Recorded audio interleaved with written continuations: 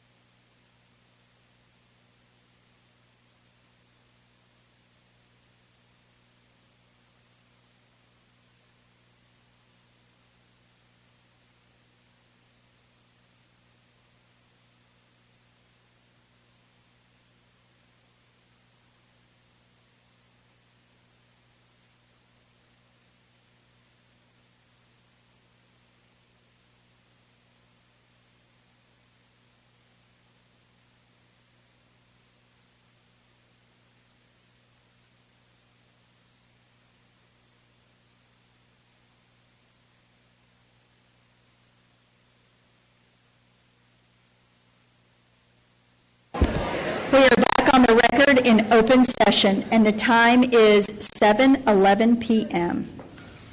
Please join us in the Pledge of Allegiance and the Texas Pledge.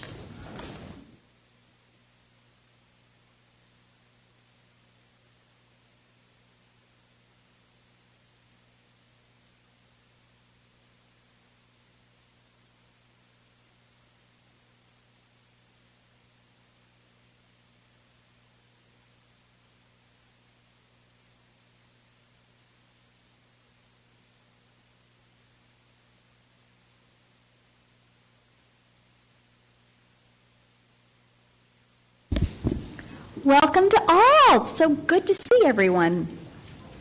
The Lewisville ISD Board of Trustees meets monthly to receive reports from staff and take action on recommendations from the superintendent. The board receives the agenda and all supporting documentation 10 days in advance of these regular meetings, which allows us to ask and receive answers to many of our questions. The board also meets in regularly scheduled workshops and work sessions where staff discussions and presentations are given for many of the agenda items. This protocol means lengthy discussion or a litany of questions on every agenda item often is not necessary, and as a board, we should have appropriate knowledge and preparation for responses regarding the content of our meeting tonight.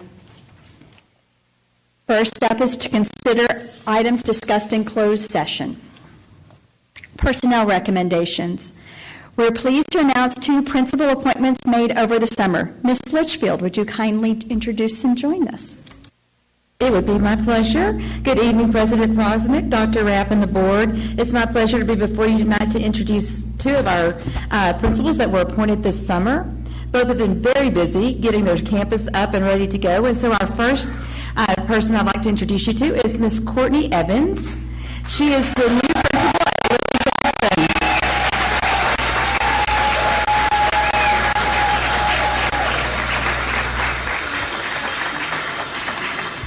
Courtney, if you'd like to have your family come up also so you can introduce them.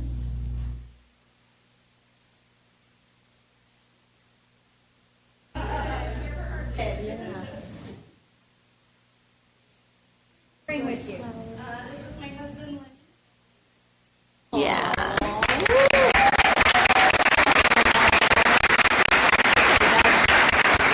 Billy, staff, please make your way up to take a picture also.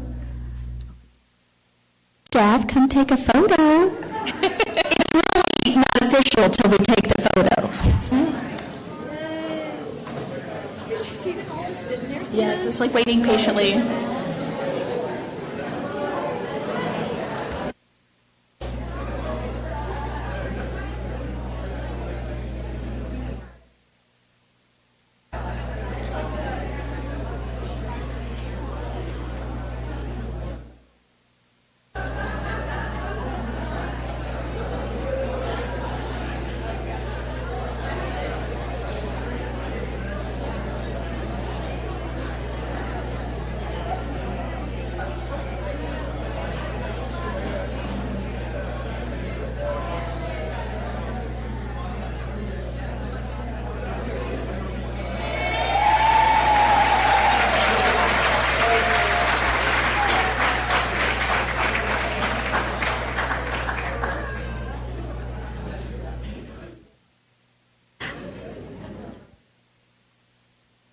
Our second appointment is Ms. Cheryl Oberkreiser at Shadow Ridge Middle School.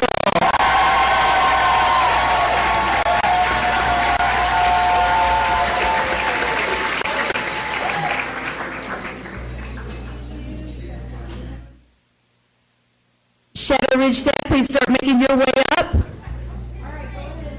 Yes.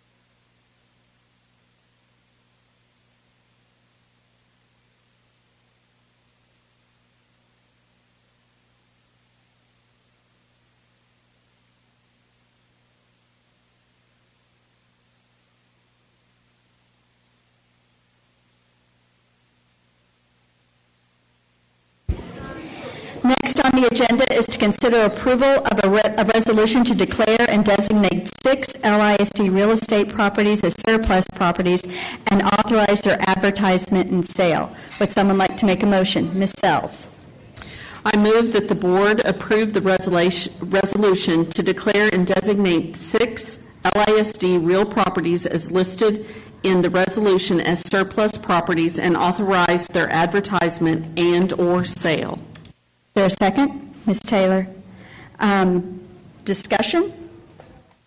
I would like to say that we must take this action of designating surplus properties first before we can begin exploring possibilities such as selling, leasing, or developing these locations.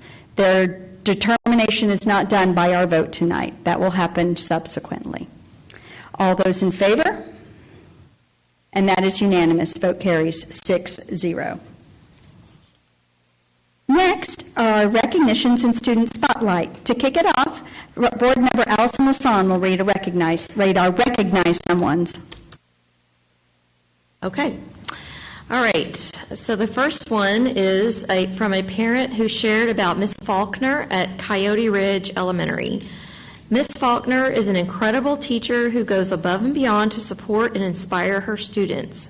Her dedication, patience, and passion for teaching make a lasting impact, and her ability to connect with and encourage each child is truly remarkable.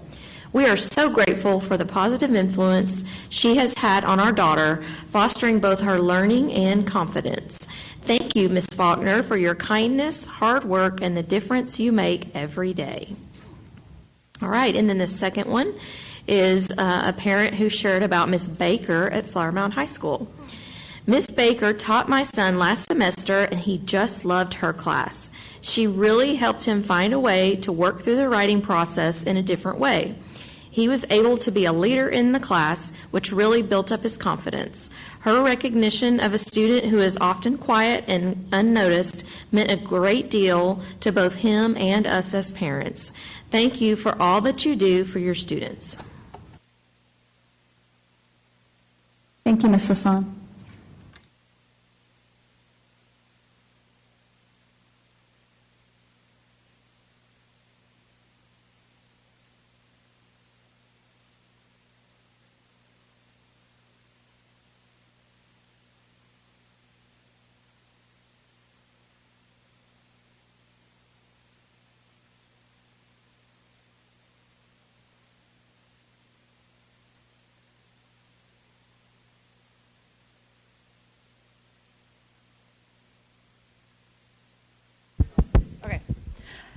Hello, I'm Christy Laws. I'm the athletic director for Lewisville ISD, and it is my privilege for Dr. Rapp, our president, Ms. Jenny Prosnick, and our distinguished board members. I'm so excited to introduce, I want to say, our class of 25, 26 new head coaches. We have eight coaches to recognize tonight, so it's my honor to bring them up on stage and get excited for the new year.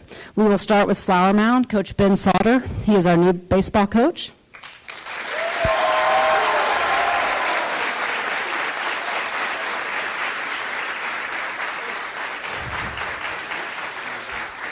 And Coach Mandy Hall, she will be our girls soccer coach.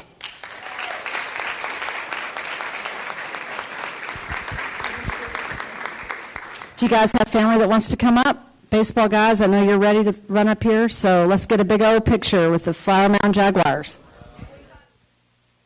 Family? Got principal?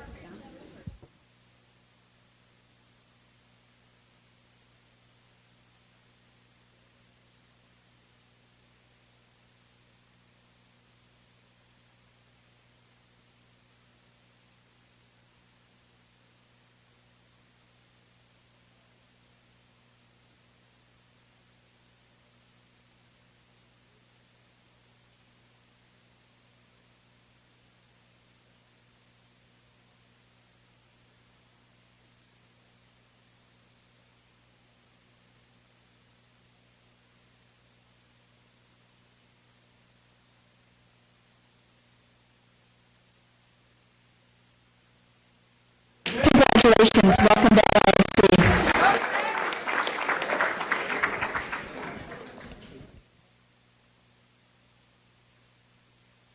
this time I want to recognize our Hebron High School coaches. Coach Becca Soares, girls soccer.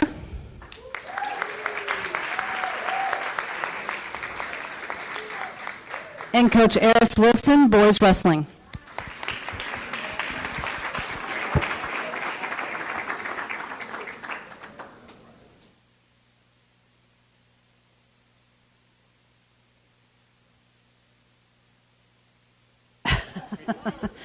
At this time, principals. All right.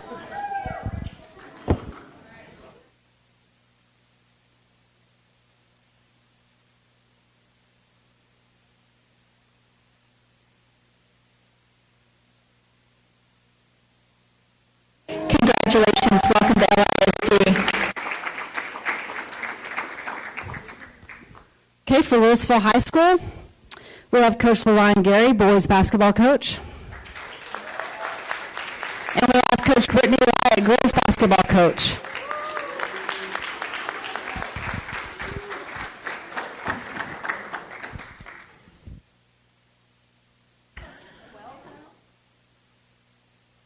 And this time, family, come on up. Principal.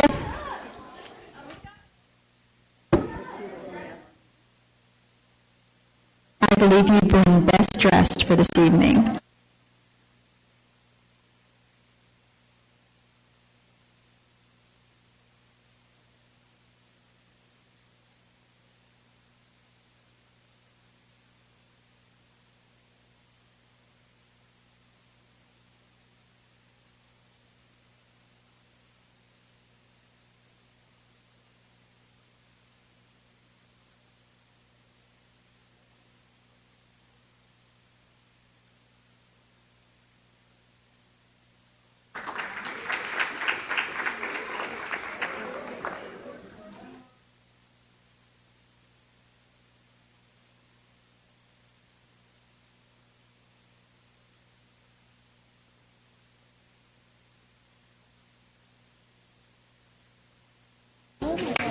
Congratulations. Welcome to LISD.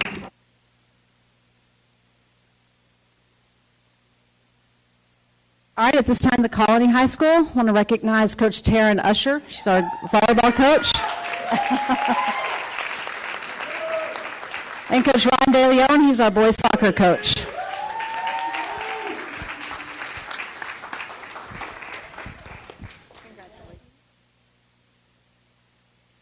Family and principals and Family, everybody come on up. assistant athletic coordinator, you guys come up for the photo.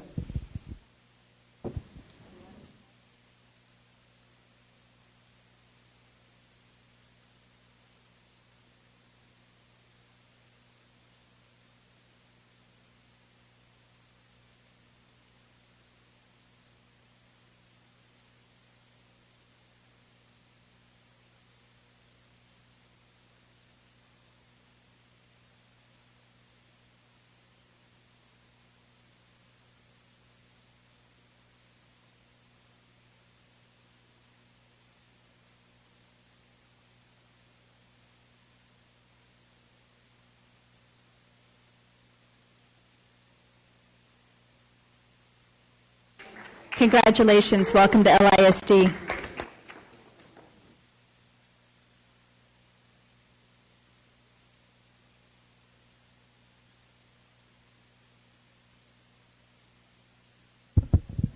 All right, Dr. Rapp, you are up with our superintendent update.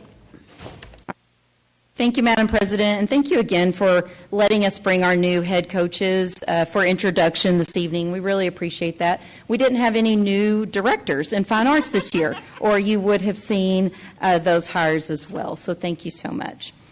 All right, so this evening, just a few things to touch base about. We had a very busy summer in Lewisville ISD. The last time I saw you all in June, I was reporting on the programs that would be happening or planning that was in process. And so here are just a few of our pictures from this summer. We had great academies from SOAR and NISA to professional learning that you see in those pictures. We had student interns from your student leadership group that Dr. Miller oversees with you all that are in that picture with me. They helped us at Inspire, taking care of many of the needs for our principals and assistant principals. And so just a really, really busy summer all the way around. I want to say thank you so much to all the staff involved, not only in summer learning for students, but in summer learning for adults, and I appreciate them so very, very much.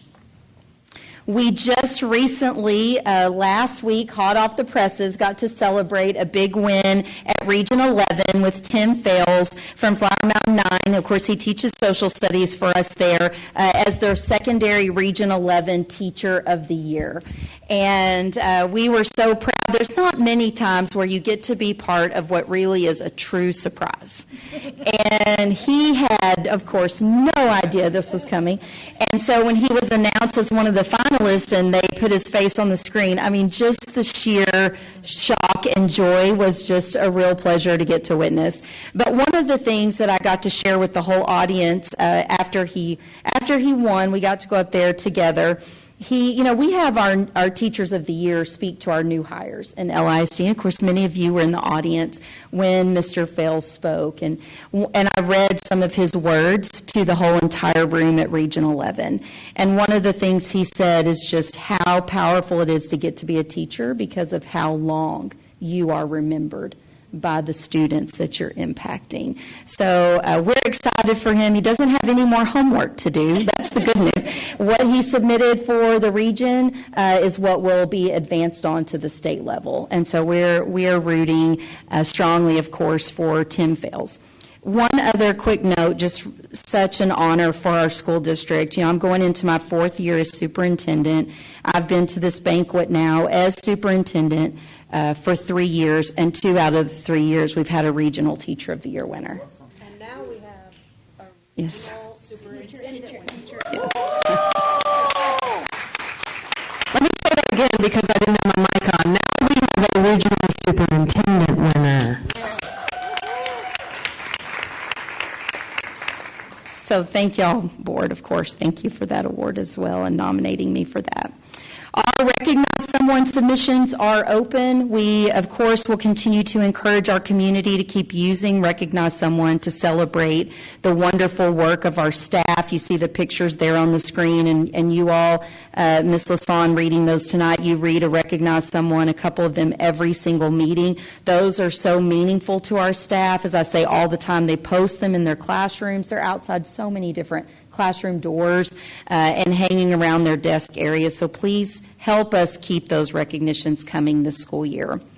I know, of course, many of you were at the Back to School Fair. I wanted to report quickly on that. We served over 2,000 students the day of the fair. 300 plus students will receive a backpack at school as a result of the efforts of our community to provide donations of school supplies and backpacks. We had over 200 plus volunteers the day of the fair and over 50 plus vendors, and it was our first time to try the nighttime event, and we did have a lot of vendors show up. We had a lot of good feedback on the services that were available for families, and I appreciate the counseling and social work team for gathering all of that and working so hard to help put that together.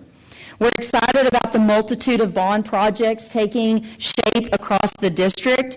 We appreciate the work of our construction team. Of course, Randy sees you all regularly, reports on the great work that's happening.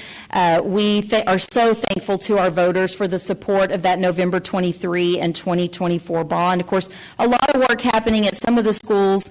This cycle is the ceiling and above. So as we talked about in the last meeting, it's kind of hard to show a lot about the air conditioners on the roof. Communications has done a great job capturing footage of the ACs coming in and being put on the buildings.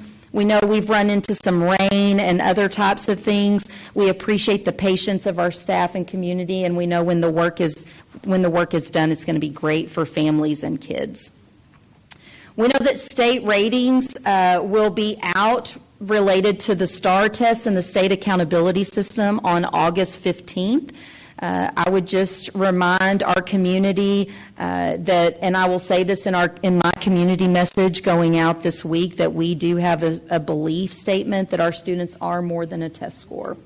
We obviously understand that the administration of STAR is one thing that we have to do. It is not the only thing our students do.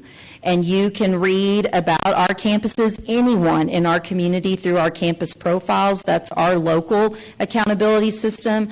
Those are on the website now. Of course, we'll update them from the previous school year, and they should be updated on the website as well before the end of August.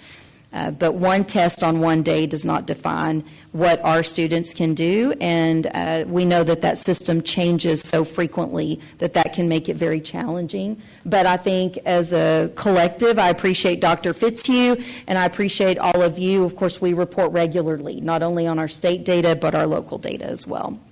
We know new this year, and I've referenced this in my back-to-school communications, we've got weapon detection scanners that will be starting tomorrow. We appreciate the patience of our parents and our students as we work out what our procedures are looking like with those. It's going to look different when they arrive to school, and it probably will get tweaked and get smoother as we get better at this process day by day. So I just appreciate in general our families working with us on streamlining routines and procedures as we go throughout the first couple of weeks of school. We'll continue to add to our FAQ about the weapons detection scanners. I know you all are alerting me to some questions you're hearing. We'll add some of those things as well onto our website. Of course, House Bill 1481, we've talked about this extensively, passed by the legislature. Our policy is that they'll remain off and out of sight. We're not implementing a strategy where they have to be locked away in a locker or a pouch, but the legislature does require that during the school day, students cannot use a personal communication device, which includes not just a cell phone, but a smartwatch. And that would mean they have to be away during lunch, recess, passing periods, field trips, and other academic activities. And then we will continue to communicate with our community about our Present for the Future campaign, how much attendance matters at school. And missing just 2 days a month is like missing 18 plus days every school year. Think about from kinder to 12th. That's over an entire school year. That's a lot of missed learning. So we think if we can continue to educate our parents about how just even 1 or 2 missed days can add up to impact your learning, that will help them know how important it is to get kids to school. And then, of course, we are embarking on a very large project with taking our transportation services in-house. I've already said in multiple ways, and the communication that went out to our bus family said this as well.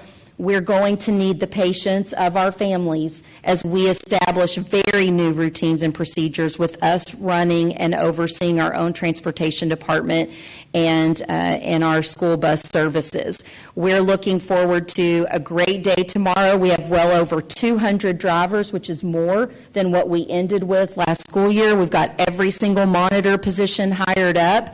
So if our families will work with us and have patience on our routing as we work through things, we've got a call center of 8 people to take your phone calls tomorrow.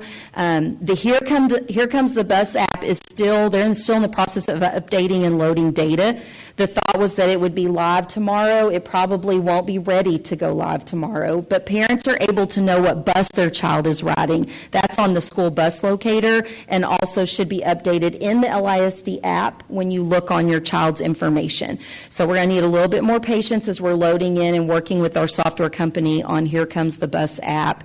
When we get that rolling, again, we've worked to try to refresh that data faster.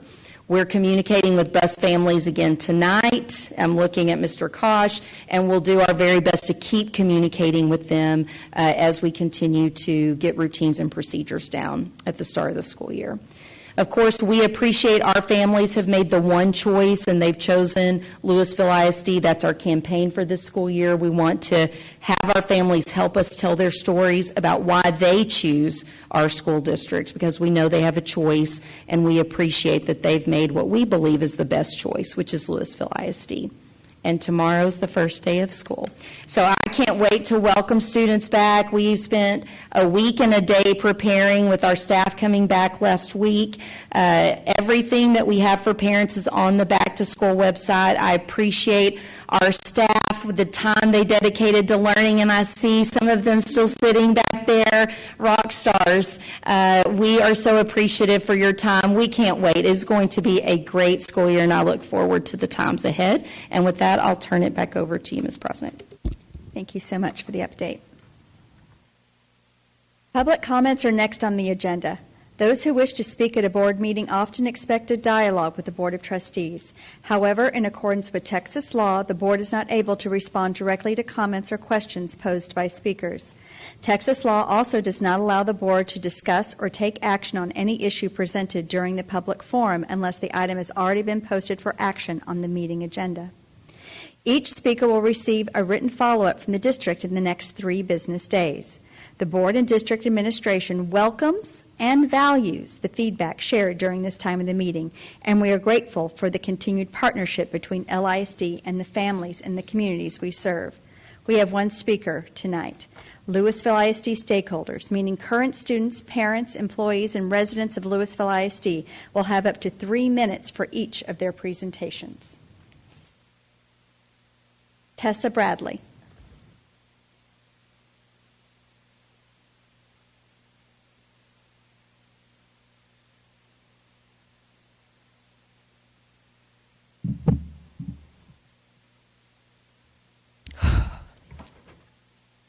Ladies of the board, first let me pause to recognize how sweet that sounds. The women power in this room is inspiring, especially as a founder of a 5013C that focuses on women empowerment, keeping local money local, and putting the unity back into community. But that's not why I'm here today. Today, I stand before you as a proud local business owner who's busting at the seams. My name is Tessa Bradley, and I have been baking a living my whole life, winning awards when I was knee-high. I've been in grocery stores, high-end restaurants, and had my own storefront before my identity was aggressively stolen by a fake investor who robbed me blind. But there's strength in the struggle. In all honesty, I learned more from that experience than I did from my business degree. I have had 2 students grace the halls of Polzer Elementary School, and as I drive by, I felt immense sorrow for this chapter being closed. Signs have been taken down, and all that remains of the park is a pile of astroturf. But God, He promises us beauty from ashes, the oil of joy for mourning. So as we mourn the loss of what was, we can embrace what could be. Now I look at Polzer and I see opportunity for future growth. I see a mutually beneficial relationship that can slash event costs and double fundraising efforts. I am seeking permission from the board to lease, rent, trade Polzer Elementary School's kitchen permanently. I have brought sample packages for y'all to taste and see that it is good. I did not know there was this many people, but I did bring 8 double boxes I was going to bring to y'all. So if y'all want to have a snack through the rest of the session, you can. Inside the box, you'll find my prize-winning chocolate chip cookies, chocolate brownies with imported cocoa from Switzerland, black lava salted caramel brownies with black lava salt from Hawaii, and my crack cake collection, which I did not call it crack cake. My customers changed the name to it because it's just a little too good. But basically, I just wanted to let y'all try it, and thank you for your time and consideration. I look forward to hearing y'all's response later. Thank you, Ms. Bradley.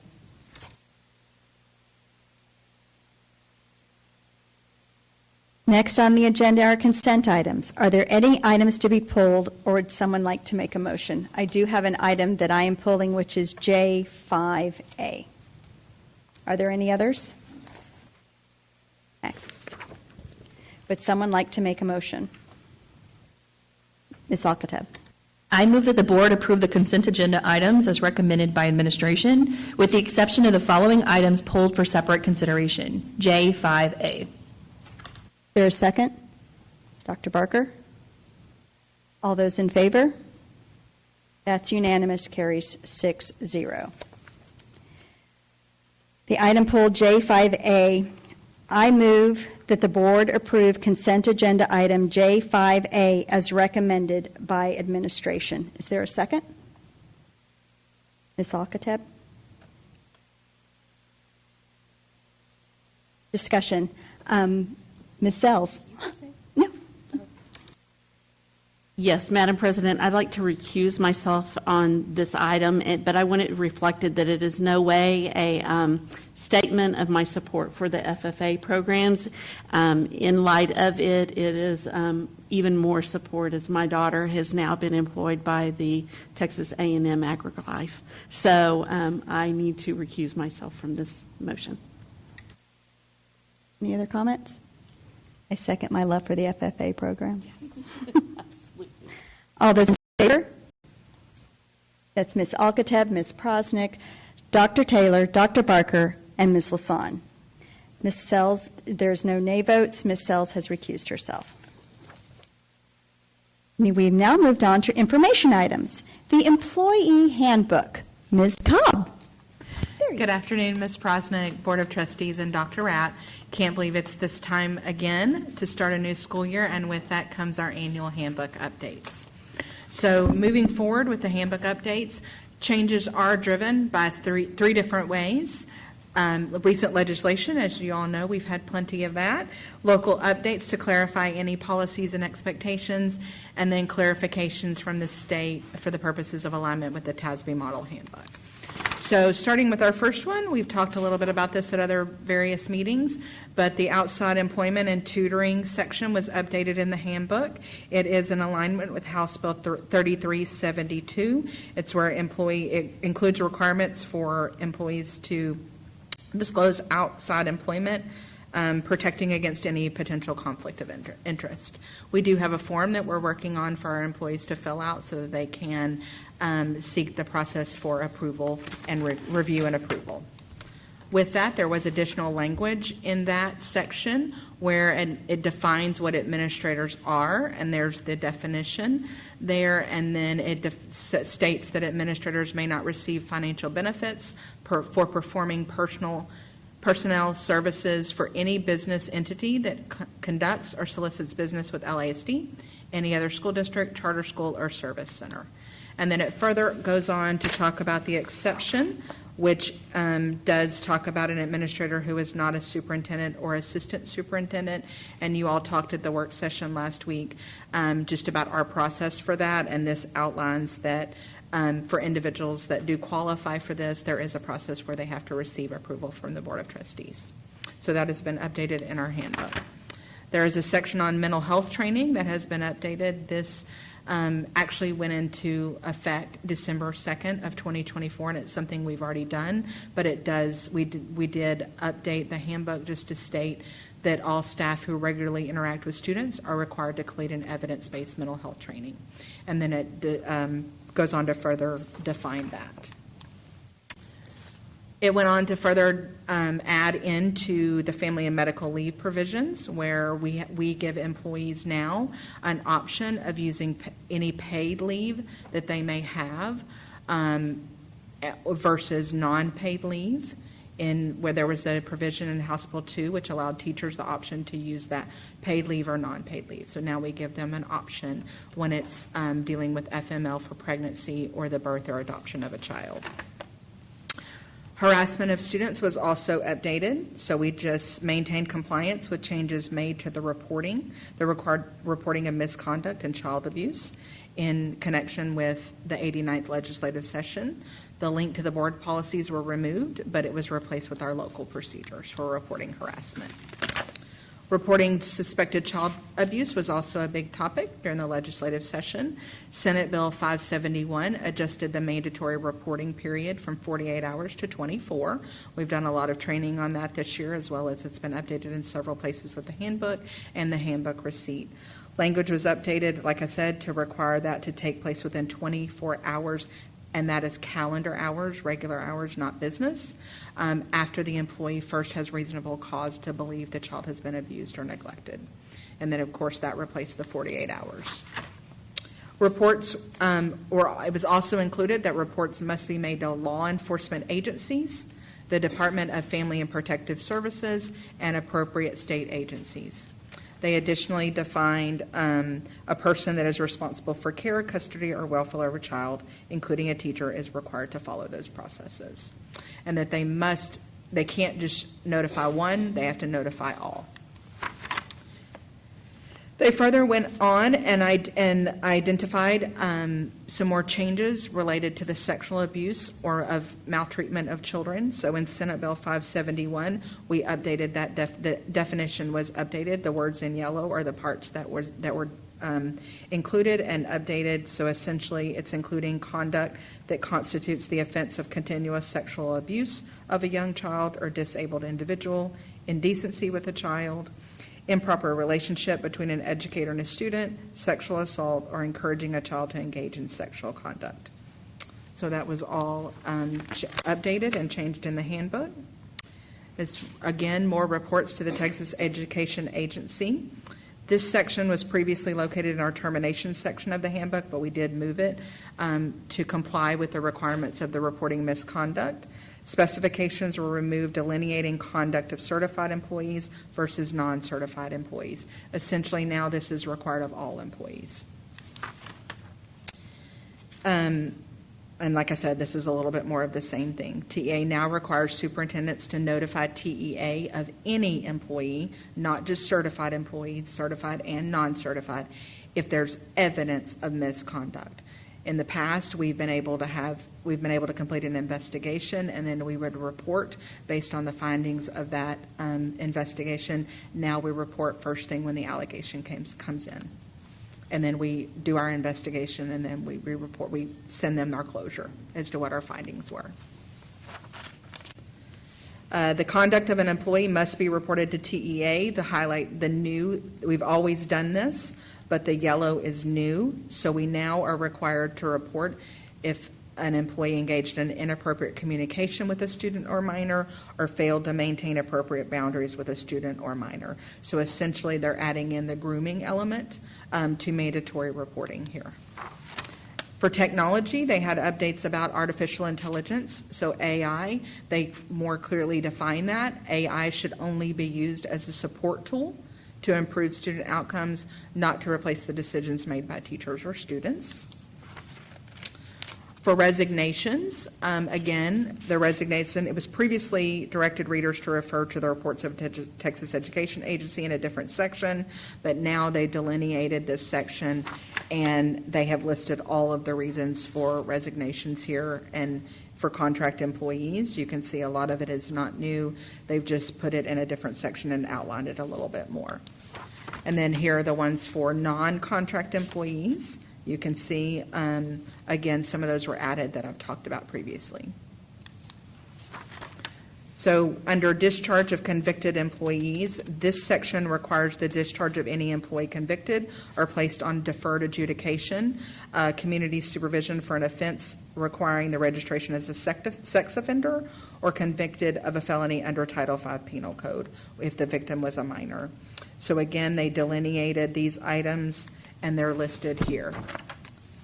So again, registration, any offense that requires them to register as a sex offender, improper relationship between an educator and student, sale, distribution, or display of harmful materials to a minor, public indecency, and then a felony offense involving school property. Now let's move on to the local changes. These are some things we did as a district. We also send our handbook out to different department leaders, have them review their section and edit any sections as necessary. One of the things we did on the first couple of new pages where we shift to live links, so the employees can see district information pages in real time as changes are made. The district expectation for instructional staff regarding tutorials was moved to a different section, that outside employment and tutoring section, in order to comply with House Bill 3372, but there was no changes to the content. Language, this is minimal, but it was all over it. We did make language update changes because we moved from Munis to Skyward, so that was all updated.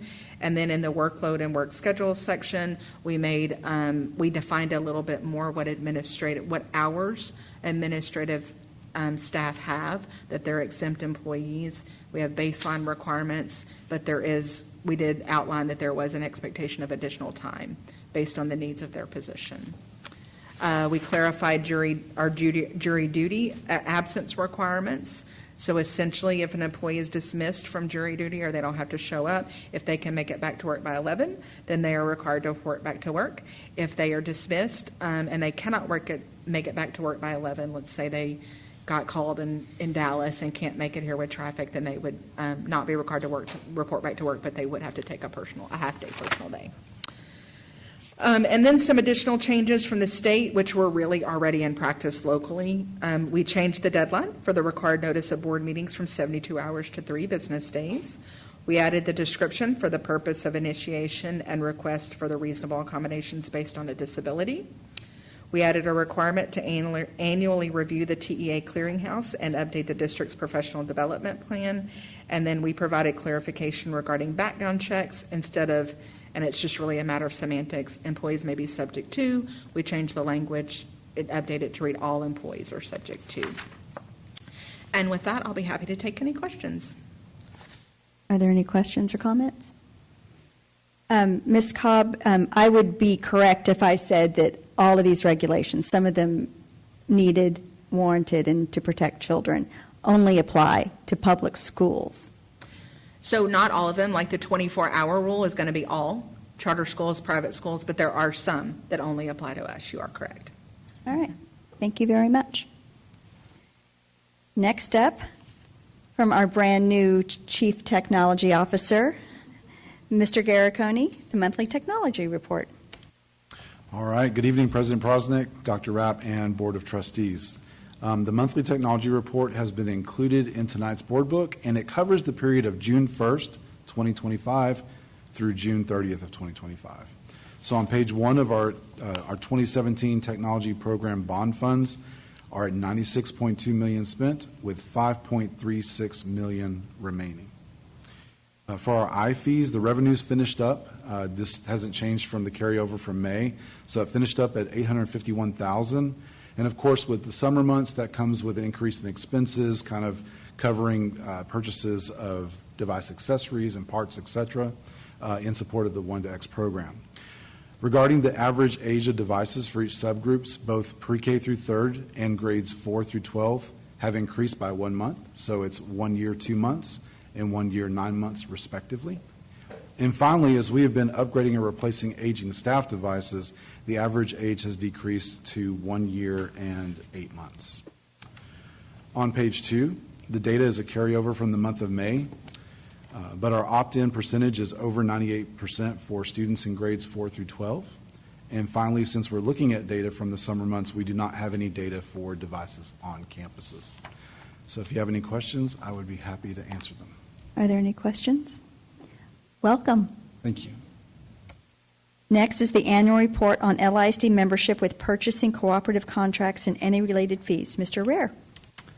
Good evening. The district participates in a very extensive list of purchasing cooperatives which help us provide efficiency and cost savings for the district. State statute requires that we do an annual report to the board of any fees that the district pays to the cooperatives or that we receive from the cooperatives. And so for the fiscal year ending August 31st, 2024, our district vendors paid fees to the purchasing cooperatives of $73,442. The district paid fees of $250 to the cooperatives.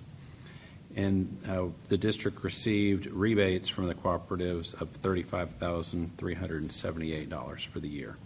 This item is for information only, so there's no further action required by the board. Thank you, Mr. Rare. Are there any comments, questions? Next are discussion items. The monthly financial report, including the bond report, land sale report, and the monthly investment summary. Mr. Rare. The financial reports beginning on page 238 of your board book are for the financial results as of June 30th, 2025.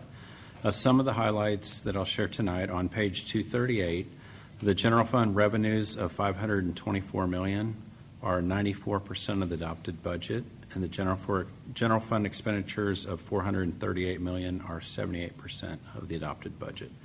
As we stated at the workshop last week, we're currently anticipating a small surplus for fiscal year 25, so those percentages will get closer over the remaining 2 months of the fiscal year. On page 242, for the 2017 bond summary report, we currently have $21 million available for that bond. On page 243, which is the 2023 bond summary report, we have 59% of the $820 million bond proceeds to date currently available. And on page 246, which is the land sale report, we currently have land sale proceeds of $18 million available. And I'll be happy to answer any questions. Board, are there any comments or questions? Thank you very much, Mr. Rare. You're still up. Okay. All right. In accordance with Board Policy CE Local, we're required to present to the Board for consideration in August a budget calendar, and this should be adopted by the Board no later than November. So beginning on page 250 of your Board book is the proposed budget planning calendar for the 2026-27 fiscal year. So we're still wrapping up planning for fiscal year 26, but this budget calendar will be for fiscal year 27 for your review. It's very similar to the fiscal year 26 calendar, with the exception of we won't have legislative updates for that year, so we've removed those from the calendar. And as I mentioned, this planning calendar will be presented to the Board for approval by November of 2025. Any comments or questions? All right, thank you very much, Mr. Rare. Next up, the 2025-26 District Improvement Plan. Dr. Miller. All right, good evening. We are in the process of developing our district improvement plan. As you can see from the slide, it is a lengthy process that we go through. It's a continuous improvement cycle that we use, driven by our long-range plan. So we are really, our end of the year scorecard check-ins kind of drive, that's our needs assessment that'll drive how we respond. If you remember back in June when we signaled out if something stayed the same or changed, that kind of drives then what we do with our DIP, and then we develop strategies to address those. So this is the timeline. We'll come back in September for action. If you notice the very last bullet, the learning goals, student learning goals, will be a little different this year on timeline due to change in our assessment tool. It is a collaborative process that we use to develop our DIP, and it's ongoing. So we have a fall and a spring check-in that we use to monitor our targets. Our targets are developed from our scorecard from our long-range plan. And so we use those to check in and then modify and adjust our strategies as we go throughout the year. Our DIP strategies are driven by our long-range plan. So the goals and the objectives in our DIP do not change each year, but the strategy and how we address it based on where we're at and trying to hit our targets on our scorecard are what changes. And then our measurable outcomes are those scorecard targets that we're trying to hit. We use Plan for Learning to house our DIP and our campus improvement plans. So again, this structure will not change. Your goal and your performance objective will stay the same because that's part of our long-range plan. But our targets will change because that's our scorecard targets. And then, of course, our strategies change because that's where now what are we doing this year? And then remember the red arrow, there'll be a little check by that if that's a priority. So in the district, we have student learning as a district priority, which means all campuses have to have that as a priority with strategies. 5.1, which is our community engagement and communication, that is a district priority. So all campuses have strategies for that as well. And then we call it 2.6, though we don't have a 2.6 as a performance objective, but every campus has a behavior goal. And so that in their CIP, it's a 2.6 because it's part of student experience. So you'll see that marked as a priority as well, since those are district determined. And then in theirs, they also do the same process of continuous improvement and looking at data. So they determine based on their campus data and their end of the year scorecard meetings of what should be a priority for them, either something they've really worked hard on and gained and they want to maintain that, which takes a lot of effort, or if there's something they want to see some growth in. And so they will mark those priorities as well on their CIP. And then so this is a cycle of us coming back to monitor our progress and then to report out to you. Also will do the same of November, February, and May is when we do the check-ins and look at the data. That's when the data is most available to us to look at. And then you will get the update the month following that. And then student learning, again, usually follows that cycle, but the beginning of the year data we have to wait for that first assessment to come in order to determine the beginning of the year data in order to move forward, because it is a different instrument that we'll do for reading and math for House Bill 3.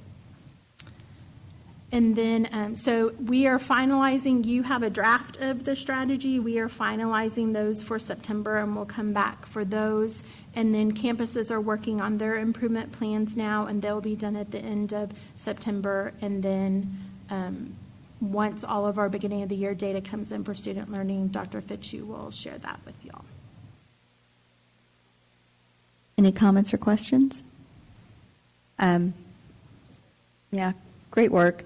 I would say that we will be looking at the long-range plan as a board in October. So, next up are action items. Consider selection of TASB delegate and alternate for the 2025 Delegate Assembly. Would someone like to make a motion? Ms. Sells. I move that the board approve the selection of TASB delegate Dr. Stacy Barker and alternate Michelle Alcatib for the 2025 Delegate Assembly, which will be held on Saturday, September 13th, 2025 in Houston, Texas. Is there a second? Ms. Dr. Taylor. All those in favor? That is a vote of 6-0, unanimous. Congratulations to both of you. I know that you will serve us well. Now, if there is no further business, this meeting is adjourned, and the time is 8:04 p.m. Still have time? Yes, still have time to go get the school supplies. Have a pleasant evening.